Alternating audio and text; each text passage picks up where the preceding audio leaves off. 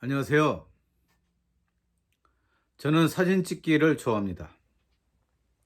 또 영화를 찍는 게 제 본업입니다. 저는 영화를 촬영을 단편을 한 40편 정도 했습니다. 독립장편도 6편 정도 했습니다. 그리고 단편 10편 정도 연출을 하였습니다. 저는 갤러리에 가끔 갑니다. 갤러리에 있는 그림들이 전시되어 있죠. 저 역시 또 사진들을 많이 찍어서 제 집 곳곳에 진열하고 있습니다. 진열. 여러분들이 진열 들으면 누가 생각납니까? 제 이름은 송진열입니다. 반갑습니다. 여러분들 제 이름 이제 쉽게 잊혀지지 않겠죠? 제가 제일 좋아하는 소설은 생잭베리의 어린 왕자입니다. 나이가 이제 60이 넘었네요. 어린 왕자처럼 살고 싶어서 이렇게 어린 왕자를 가장 좋아합니다. 최근에 단편도 르 뿌띠 프랑스, 뿌띠 프랑스란 영화를 찍게 되었습니다. 자, 저는 한국 외국어대학에서 불문학을 전공하였고 미국에서 신학과, 텔레비전 제작 석사, 동국대학에서 촬영 박사 학위를 받았습니다. 그리고 경성대학에서 중국문학 박사학위를 수료했습니다. 인고태 영화예술대학에서 10년을 영화를 가르치고 2, 3년 전부터 이렇게 민속교양대학에 와서 여러분과 함께 예술과 문화에 대해서 강의를 하고 있습니다. 지금 역시 영화에 대한 열정은 제 안에서 불타오르고 있는 현재 진행형이지만 여러분들에게 교양을 가르치면서 너무 큰 기쁨을 누리고 있습니다. 행복합니다. 우리들은 언제나 꿈과 추억을 먹으면서 살아가고 있습니다. 나 역시 여러분들과 마찬가지로 꿈 많은 고등학교 시절이 있었고 혈기왕성한 학창 시절이 있었답니다. 여러분들도 언젠가 나처럼 나이를 먹어갈 것이고 오늘은 추억의 한 페이지로 남기게 될 겁니다. 제 고향은 담양입니다. 가을 밤하늘을 수놓은 초롱초롱한 별들을 헤면서 미래에 대한 희망을 키워가던 꿈 많은 학생이었죠. 윤동주의 시 별에는 밤에 한 구절을 가끔 외우면서 제 꿈을 실해 나가고 있었죠. 별 하나의 사랑과 별 하나의 쓸쓸함과 별 하나의 동경과 별 하나의 시와 별 하나의 어머니 라는 윤동주 시를 상당히 좋아했었죠. 고등학교 때 나의 꿈은 외교관이나 회계사가 되는 것이었습니다. 그 꿈을 이루기 위해서 열심히 공부를 했었습니다. 전남대 정형과 2년을 다니다가 광주 사태가 나서 오수를 한 끝에 서울의 한국외국어 불문학과에 공부를 하였고 아까 말씀드렸듯이 각종 신학, 철학 등등을 공부했습니다. 그런 다음 미국에서 신학 공부와 텔레비전 제작을 공부하다가 영화 제작을 시작했으며 지금은 인문학 강의에 매진하고 있습니다. 여러분도 텔레비전에 나오는 아이돌을 선망하리라 생각합니다. 그중 여러분이 가장 좋아하고 닮고 싶은 아이돌은 누구입니까? 여러분들 혹시 모모랜드 좋아하십니까? 저는 개인적으로 트와이스를 좋아했었습니다. 그렇지만 제 마음을 사로잡은 아이돌은 방탄소년입니다.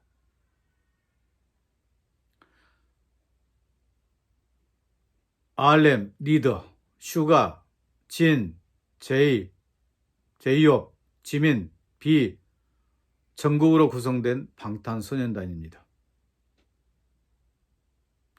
여러분은 아까 1차 시에도 말했듯이 가장 좋아하는 방탄소년의 노래는 무엇입니까? 계속해서 제가 방탄소년단의 이야기를 하는 것은 그들의 철학 때문에 그렇습니다. 그리고 방탄소년이 세계적인 아이돌 스타가 된 원인은 무엇이었을까요? 프로듀서인 방시혁은 그들에게 너희들 일상에 진실된 삶의 이야기를 대중들이 함께 공감할 수 있는 진정성을 지닌 아티스트가 되었으면 한다고 주문을 했습니다. 공감할 수 있는 진정성이 담긴 아티스트라는 겁니다. 그리고 그는 방탄소년단들을 과거의 아이돌처럼 훈련시키거나 통제하지 않았습니다. 그들에게 자유를 주었고 자신의 이야기를 만들어 표현할 수 있는 기회를 제공했습니다. 이런 과정을 통해 방탄소년단의 진실한 이야기와 노래가 SNS와 유튜브로 전파되었고 그들의 음악이 지구촌 사람들을 열광시키는 결과를 가져왔습니다. 여러분 역시 방탄소년단들처럼 자신만의 세계관, 인생관, 철학관을 정립하여 자유롭게 자신을 표현할 수 있기를 바랍니다. 여러분들은 학문을 통해서 세상을 변화시킬 수 있는 막중한 책임을 지니고 있습니다. 자, 그렇다면 우리 대학이 무엇인가 한번 생각해 볼까요? 대학. 이 무엇이죠?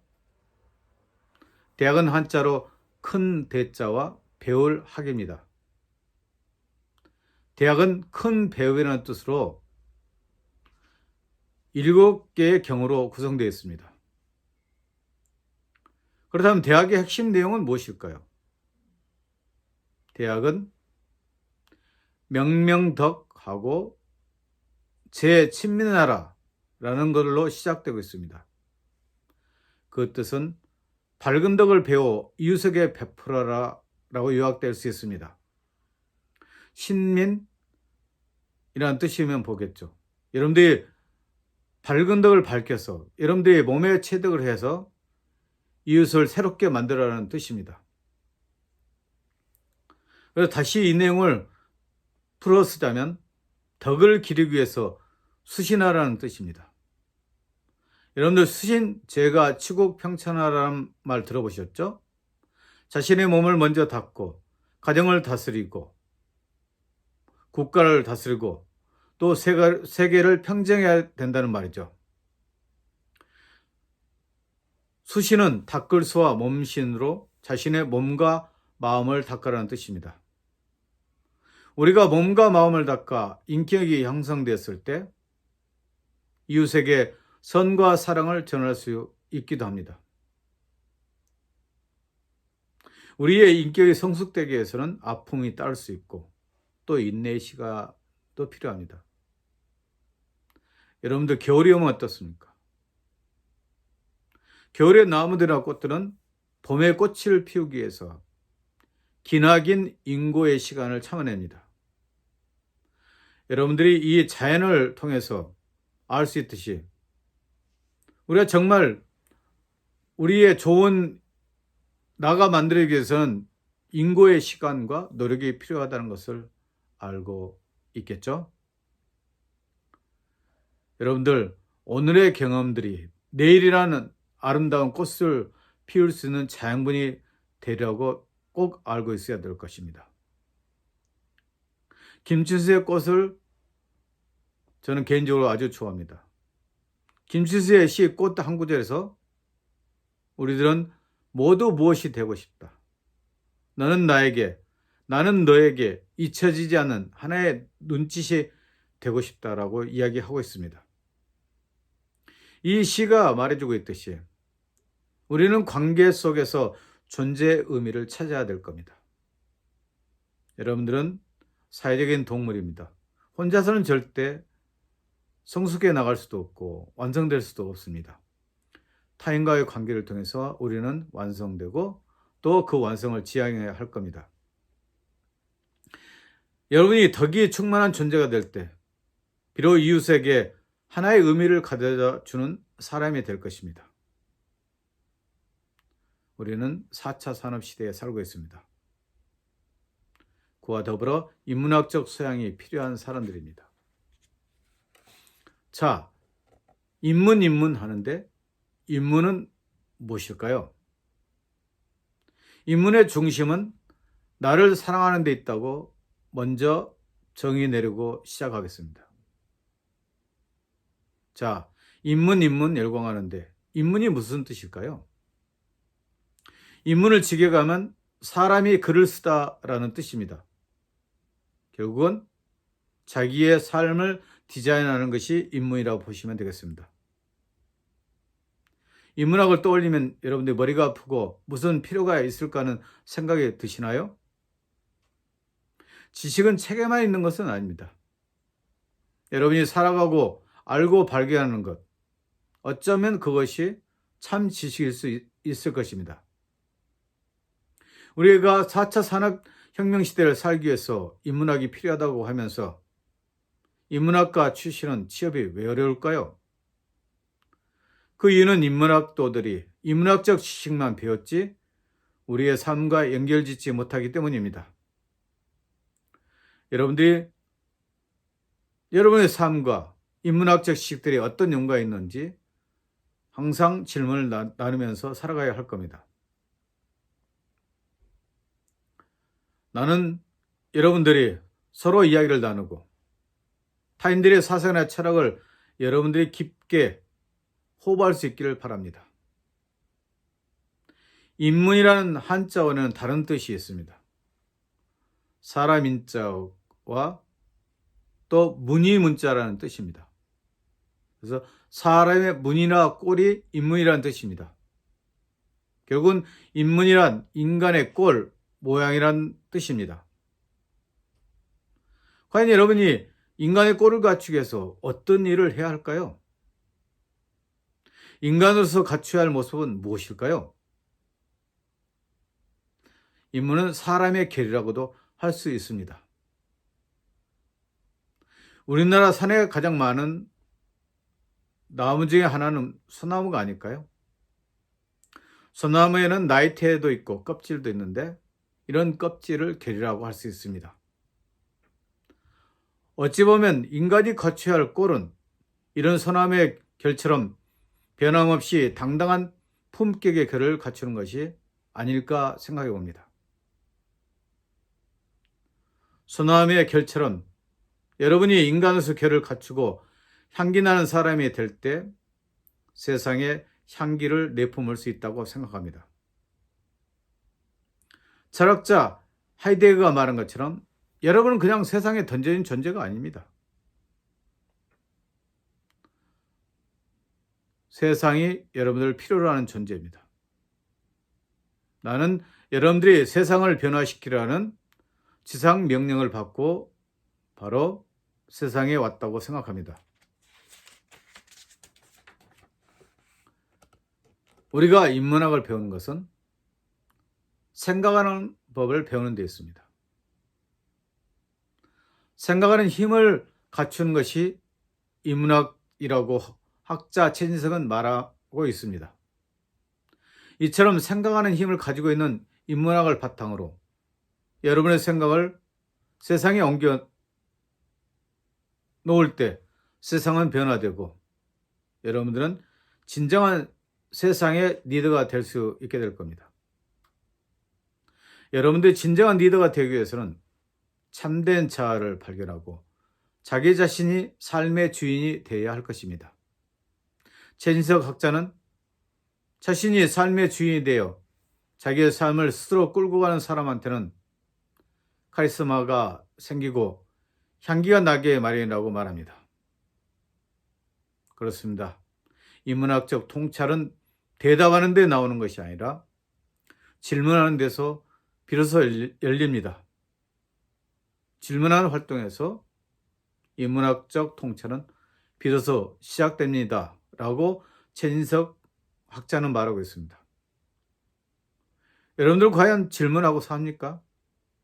나는 누구이고, 나는 어디서 와서 어디로 가는 걸까?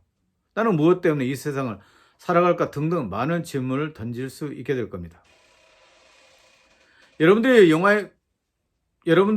진정으로 질문하는 능력을 기르고 실천할 때 진정한 리더가 되고 세상을 변화시킬 수 있는 힘을 갖추게 될 겁니다. 자신이 주인공이 되기 위한 능력은 인문학적 통찰을 기르는 데 있습니다. 인문학적 통찰은 쉽게 이루어진 건 아닙니다.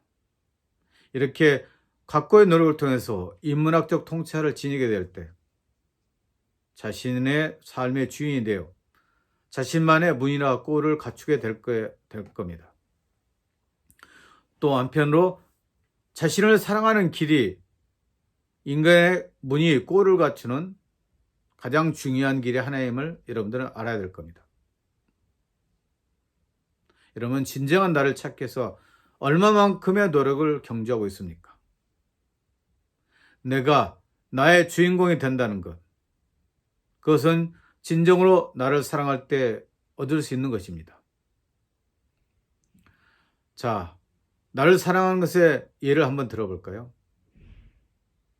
제가 3번에 걸쳐서 방탄소년단의 이야기를 합니다. 자, 방탄소년단의 Love Myself를 일부분을 인용하면서 여러분들이 사랑하는 것이 무엇인가 한번 이야기를 나눠볼까요? 내 숨, 내 걸어온 길 전부로 답해. 어제의 나, 오늘의 나, 내일의 나. 그 다음에 영어로 나오고 있죠. I am learning how to love myself. 나는 내가 어떻게 나 자신을 사랑하는가를 배우고 있습니다.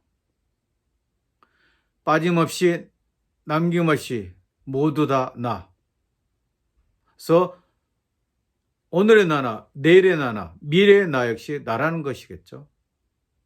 정답은 없을지도 몰라. 어쩜 이것도 답은 아닌 거야. 그저 날 사랑하는 일조차 누구의 허락이 필요했던 거야. 여러분 혹시 날 사랑하는 것을 깊이 생각해 보신 적 있습니까? 난 지금도 나를 찾고 있어. 이렇게 계속해서 이야기가 나오고 있습니다. 그러면서 이렇게 하고 있죠. 시작의 처음부터 끝의 마지막 해답은 오직 하나. 왜 자꾸만 감추려고만 해? 내 가면 속으로 내 실수로 생긴 흉터까지 다 내 별자리인데 결국은 내 안에 있는 흉터까지 다 수용하게 될 때 바로 나를 사랑하는 길입니다. 나 안에 부정적인 것도 많고 긍정적인 것까지 많이 있습니다. 그렇지만 나 자신을 있는 그대로 사랑하는 것은 부정적인 나와 긍정적인 나를 다 수용하는 데 있다고 봅니다. 잠깐 제 자신의 이야기도 한번 여러분과 함께 나눌까요? 저는 1994년 미국 보스턴에서 신학 공부를 하였습니다. 그때 나이는 30대 초반이었고 나의 정체성에 대한 심한 고민에 빠져 있었습니다. 나는 누구인가? 나는 도대체 어디서 와도 어디로 가는가? 등의 질문을 하면서 성찰의 시간을 가졌고 갈등도 많았습니다. 여러분도 나처럼 긍정적인 모습이나 칭찬받는 모습만 상상하고 계신가요? 그러나 우리는 대부분 나에게 유리한 것은 쉽게 받아들이면서 불리한 것은 배척하기를 좋아합니다. 나도 역시 그렇습니다. 좋고 나쁨을 두루 받아들이기보다는 좋고 유리한 것만 받아들이려고 하는 것이죠. 그 30년이 지났지만 아직도 여전히 그렇게 살고 있다는 생각이 듭니다. 얼마나 진솔한 자기 모습을 알기가 힘든가를 보여주는 전적인 예라고 볼 수 있습니다. 인문학적 통찰을 가진 사람은 질문하는 사람이라고 했던 말을 기억하십니까? 자신의 내면을 바라보는 방법에는 어떤 것이 있을까요? 분주한 시간 속에서 참된 나를 찾아보기는 힘듭니다.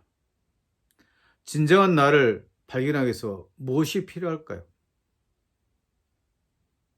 자신의 내면의 자신의 내면을 성찰하기 위해서는 쉼, 명상의 시간을 가져야 합니다. 마음의 안식인 쉼을 가질 수 있는 사람만이 새로운 삶의 비전을 발견할 수 있습니다. 인생은 유일하고 했습니다. 놀 줄 알아야 됩니다. 가끔은 아무것도 하지 않는 시간들이 여러분들에게 필요합니다. 여러분은 아직 젊고 활동적이며 쉬지 않고 일하기를 좋아합니다. 여러분들이 아이디어가 떠오르지 않거나 심한 갈등이 겪었을 때 어떻게 하나요? 나는 여러분에게 조용히 혼자 산보를 하거나 관상의 시간을 갖기를 제안합니다. 쉬는 것은 아무것도 안 하는 것이 아닙니다. 쉼은 여유를 주고 그 쉼 속에서 신선한 아이디어가 분출하는 것입니다. 멍 때리기라는 말 들어보셨죠? 아무것도 하지 않고 생각을 비울 때 그 생각은 우리 마음 안에 어떤 여유를 주어서 신선한 아이디어가 떠오르고 또 새로운 삶을 나아갈 수 있는 힘을 줄 겁니다. 자, 인간은 호모 파베르, 제작하는 인간, 호모 나렌스, 이야기하는 인간, 호모 사피엔스, 현명한 인간, 호모 루덴스라고 정의하고 있습니다. 1차 시에서 호모 루덴스에 대해서 조금 이야기를 나눴었죠. 다양한 정의 중에 나는 호모 루덴스에 대해서 깊은 관심을 가지고 있습니다. 여러분들이 이처럼 놀 줄 알고 즐길 줄 알고 멍을 때릴 수 있을 때 진정으로 바로 여러분들은 창조적인 인간이 될 겁니다. 여러분은 잘 놀 줄 압니까? 여러분들 휴식을 잘 즐깁니까? 자, 우리가 흔히 원하는 창의력은 이렇게 놀 줄 안, 휴식 안에서 생겨나는 것임을 명심해야 합니다. 쉼은 자신의 삶을 반성하는 시간이고 영감의 여신인 뮤즈가 방문한 시간입니다. 바쁜 삶 속에서도 짬짬이 쉴 줄 알아야 될 겁니다. 쉼은 새로운 창조를 위한 시간입니다. 여러분들이 영적으로 고갈될 때 새로운 에너지를 제공해 주는 것 역시 휴식이 필요하다는 겁니다. 그리고 여러분들은 나만의 휴식 공간을 가져야 될 겁니다. 관상은 깨어나는 것이며 우리가 흔히 말하는 명상 그 이상의 것입니다. 이것은 순수하고 흠없는 자기 성찰이며 자신의 자연으로 이끌어지는 것을 말합니다. 여러분들 이런 관상의 시간을 갖게 된다면 우리 안에 뇌파가 안정되고 내가 건강하게 되어 창의력도 뿜뿜 발산하게 될 것입니다. 자, 우리의 뇌를 가끔은 멍때림으로 비워두도록 합시다. 이럴 때 뇌는 우리에게 생명과 감정과 사고를 담당하고 있어서 좀 더 편안하고 정말 자기 자신이 되어서 살아갈 수 있는 힘을 되게 될 겁니다. 여러분들 휴식의 시간을 가지십시오. 정말 마음껏 여러분들 상상의 나를 펼치고 핸드폰에만 얽매이지 않고 자신을 바라보면서 나는 지금 어디로 가고 있지? 나는 어렸을 때 나와 지금의 나와 미래 나가 어떻게 통합될 수 있을까? 하는 등등의 문제를 보면서 나에 대한 성찰의 시간을 가져야 될 겁니다. 나는 누구입니까? 누가 나를 케어해 주겠습니까? 내가 나를 사랑하지 않는데 누가 나를 더 사랑해 주겠습니까? 나를 사랑하는 것을 배우십시오. 그리고 이렇게 노래하는 인간이 되시고 쉴 수 있는 인간이 되십시오. 그럴 때 진정한 자아가 돼서 정말 세상에서 유일한 꽃이 되어 세상에 향기를 품어낼 수 있게 됩니다. 여러분들 2차 시대도 고생 많으셨습니다. 수고하셨습니다.